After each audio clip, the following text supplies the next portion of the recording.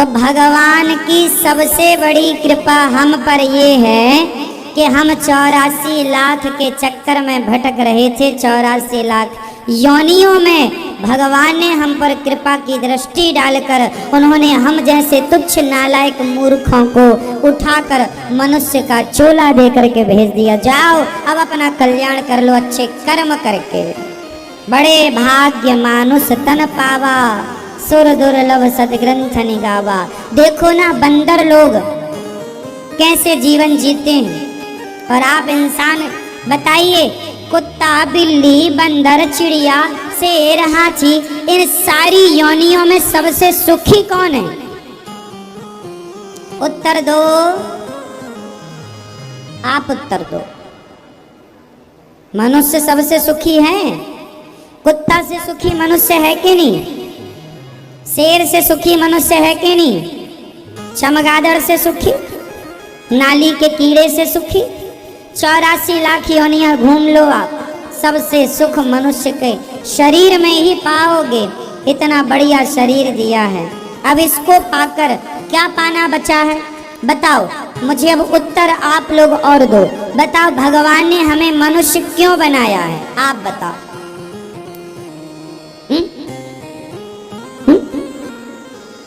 हाँ आप बताइए भैया जी, चश्मा जो लगाए हैं, बताइए, बैठे बैठे बताइए आराम से बताइए। भगवान ने हमें मनुष्य का शरीर क्यों दिया है? इस मनुष्य के शरीर का मूल उद्देश्य क्या है? आप बताएंगे जो चश्मा लगाए हैं, बैठे बैठे।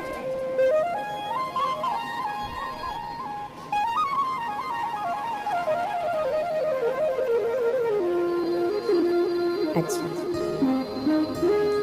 दादाजी बताएंगे लाठी वाले। आप बताओ भगवान ने आपको मनुष्य क्यों बनाया है? बच्चे पैदा करने के लिए नहीं, फिर?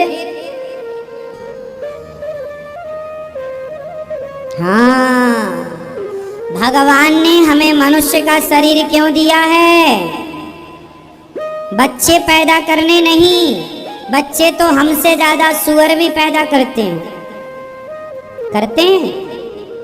हाँ या ना? सबसे ज्यादा बच्चे कौन पैदा करता है? एक बार में 12 नंग।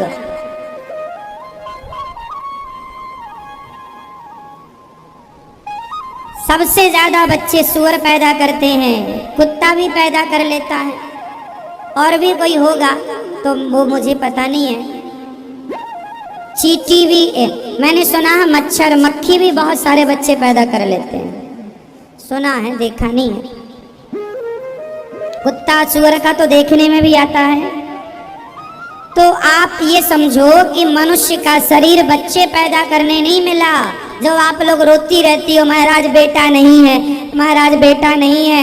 अरे बेटा नहीं है तो कोई बात नहीं, मनुष्य का शरीर तो है। इस मनुष्य के शरीर से भगवान को क्यों नहीं पा लेते? जो नहीं है उसके लिए रोते हो, जो है उसका सदुपयोग क्यों नहीं करते? बेटा नहीं है, बेटा नहीं है तो रोने से मिल जाएगा तो रो लो। भगवान के लिए रोना सीखो। हम यहाँ बच्चे पैदा करने नहीं आए, ना खाने आए हैं पेट भर।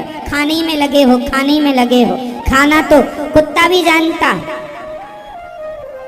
सब कुछ कौन खाता है बताओ? वो कौन है जो सब खाता है? बोलो, वो कौन है जो सब कुछ खाता है? बोलो कौन?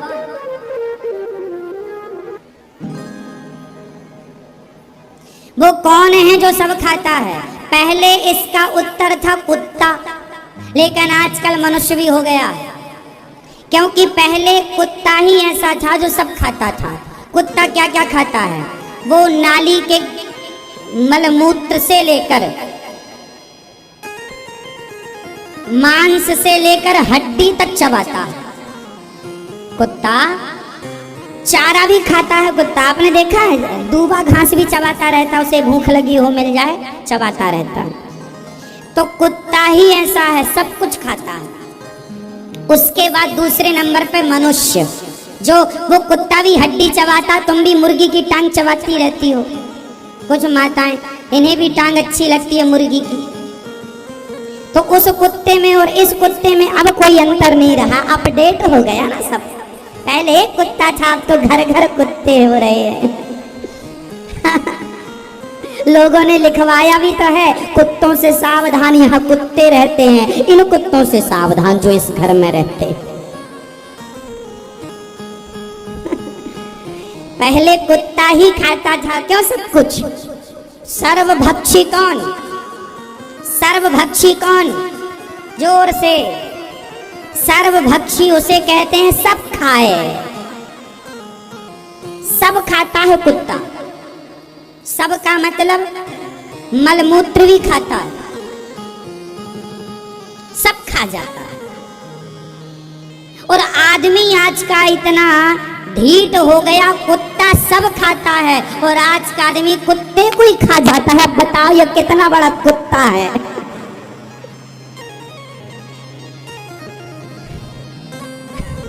हाँ या ना? बोलो हाँ या ना? मैं नागालैंड गया एक बार, तो जैसे अपने यहाँ सब्जी की बाजार लगती है ना, आलू, बैगन, टमाटर, चुकंदर, मूली, गाजर, भिंडी, बरबटी, धनिया, वहां पर ये कुछ नहीं था, ना के बराबर। वहां कुत्ता टंगा था, डॉग, कुत्ता, कॉकरोच, बिच्छू, सांप मंडी में बिक रहे थे। आज सांप की सब्जी बनेगी, आज बिच्छू की बनेगी, है ना। चींटियों की चटनी और मेंढक का अचार वहां लोग खाते हैं। चाइना जो है ना, चाइना में यही चलता है। चाइना के लोग सांप की साग खाते हैं, मेंढक का अचार खाते हैं। क्यों खाते हैं? कुत्ता वहां खाते हैं, वहां का लोकल आदमी कुत्ता खाता है। कुत्ता भी आज मांस खाने वाले जो मछली खाते हैं, मुर्गी खाते हैं, ये लोग कुत्ता भी खाते हैं। कोई इन्हें मिल जाए तो छोड़ेंगे थोड़ी है। आज मछली की टांग चूस रहे हैं, कल कुत्ते की टांग चूसेंगे। क्या भरोसा इन लोगों का। इसलिए पहले एक था कुत्ता, अब मैया अब बहुत हैं। पहले सर्वभक्षी, एक कुत्ते को ही सर्वभक्षी कहा जाता था, कुत्ते को और सुअर को सर्वभक्षी है। आजकल आदमी सर्वभक्षी है। हाँ या ना? कुल मिलाकर कहना ये है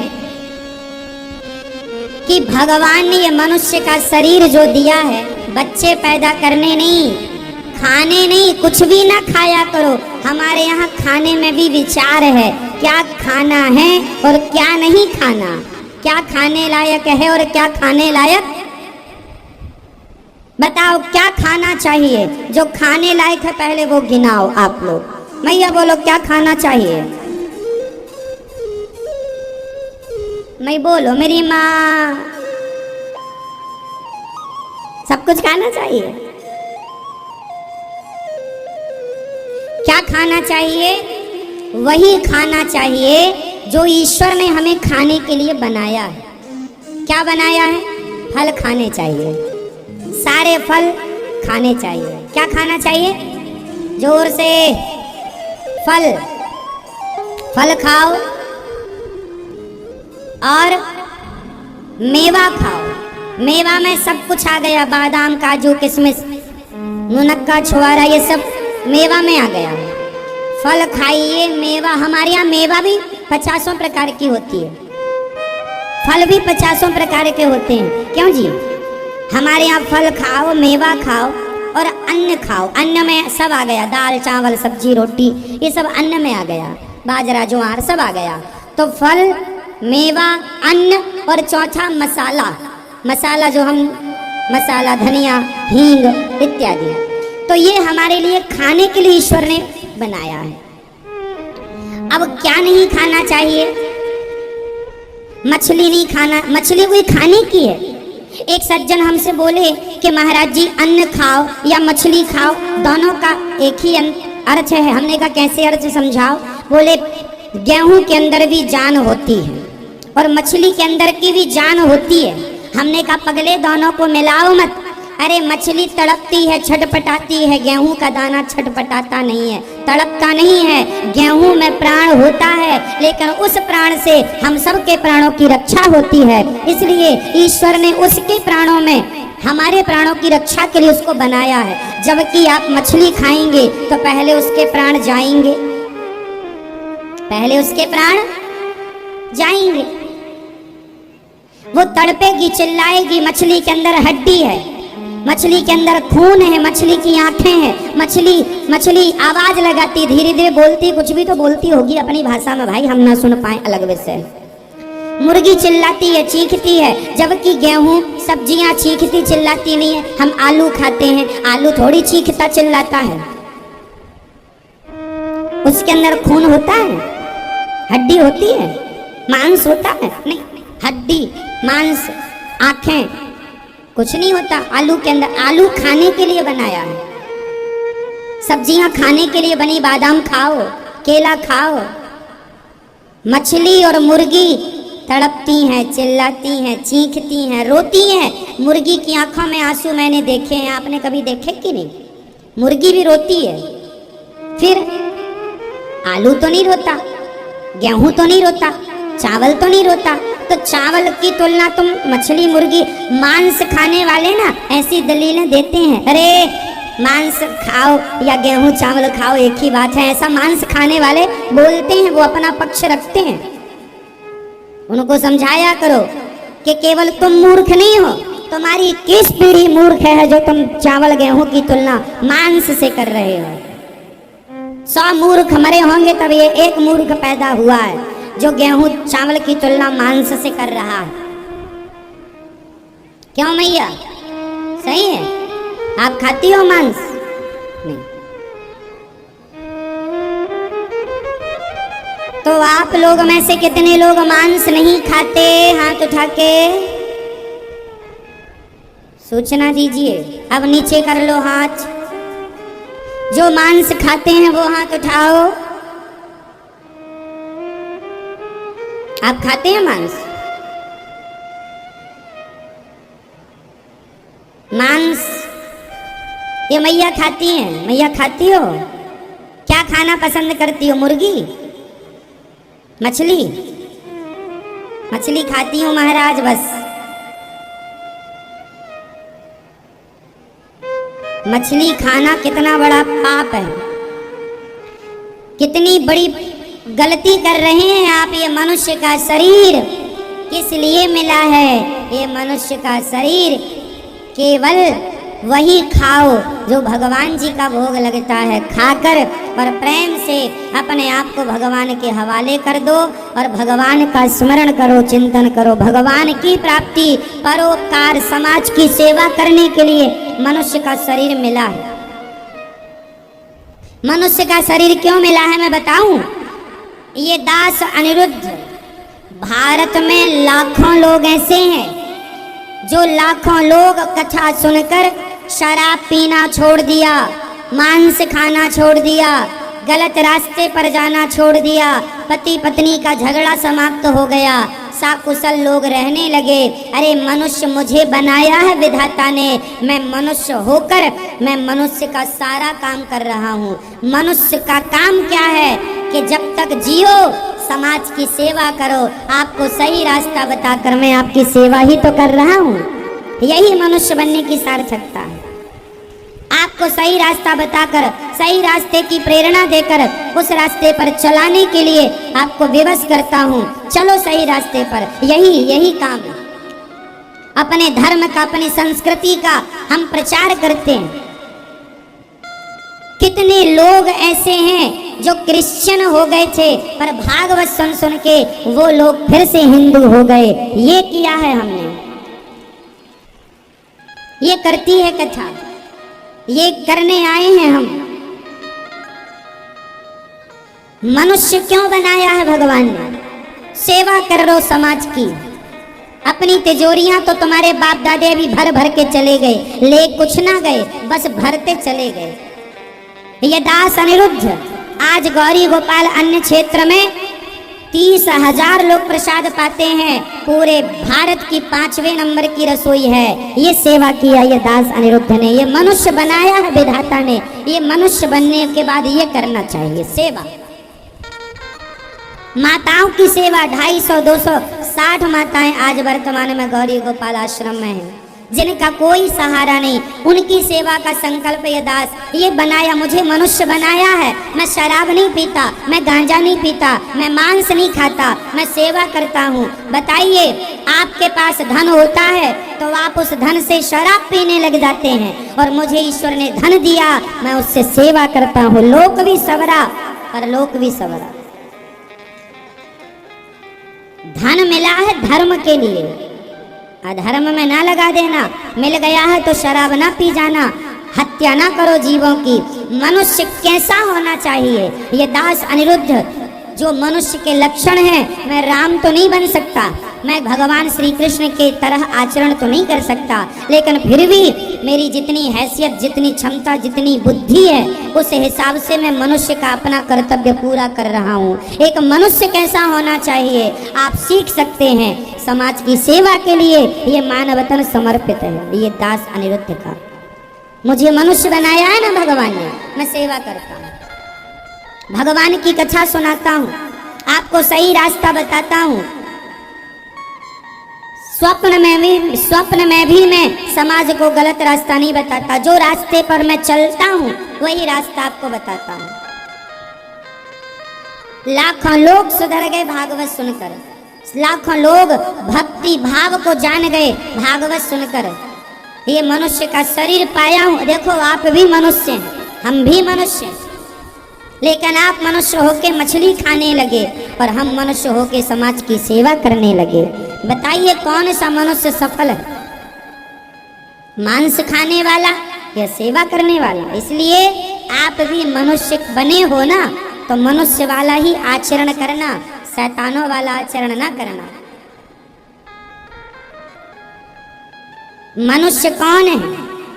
जिसके अंदर मनुष्यता है, जिसके अंदर दया है, करुणा है, वो मनुष्य है। इसलिए मनुष्य क्यों बनाया?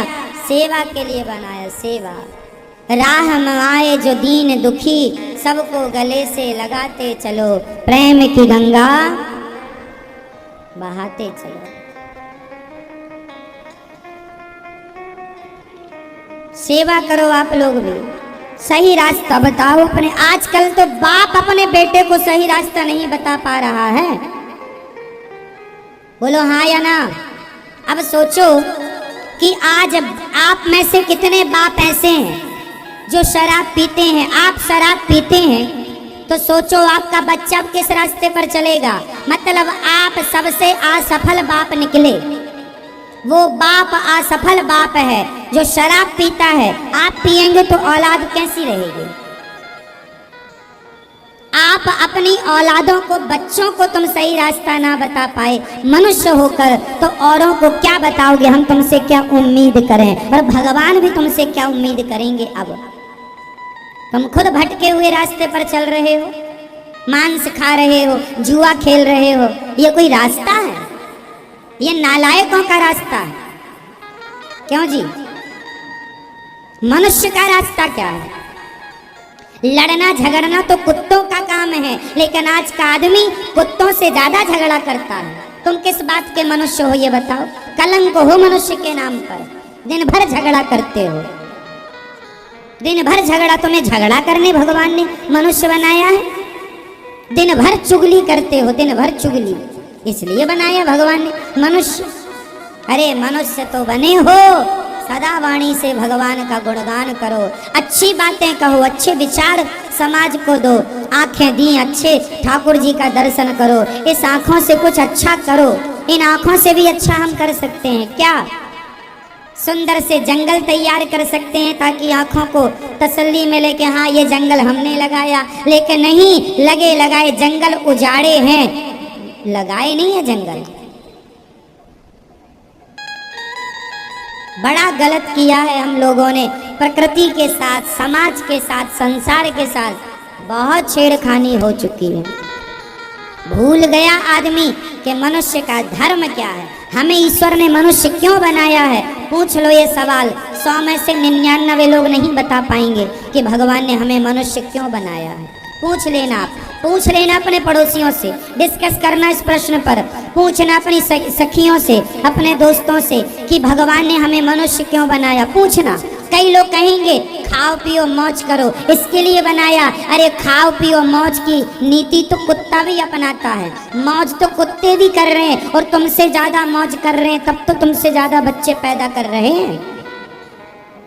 तुमसे ज्यादा मौज तो सुअर कर रहे हैं, तब तो इतने बच्चे पैदा कर रहे हैं। फिर मौज करने नहीं आए यहाँ। खाओ पियो मौज करो, इसलिए मनुष्य बनाया भगवान ने। ये सब तो कुत्ते बिल्लियों के काम हैं। खाओ पियो मौज करो।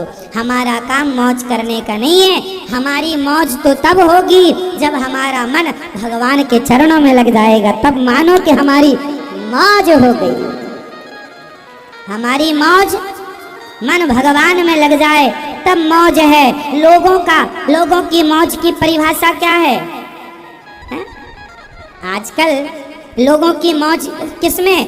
भोगी आदमी भोग में मौज मानता है, लोभी आदमी धन में मौज मानता है, भूखा आदमी खाने में मौज मानता है, पर भक्त तो भगवान की कथा सुन के मौज मानता। मौज हो गई, आज खूब कथा सुनने को मिल गई। मन एकाग्र हो गया, मन वश में हो गया, मन की चंचलता मिट गई, ये मौज हो गई। हमारी मौज अलग है।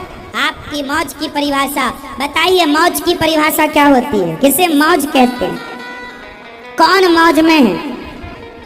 भोगी के योगी, पापी के पुण्यात्मा?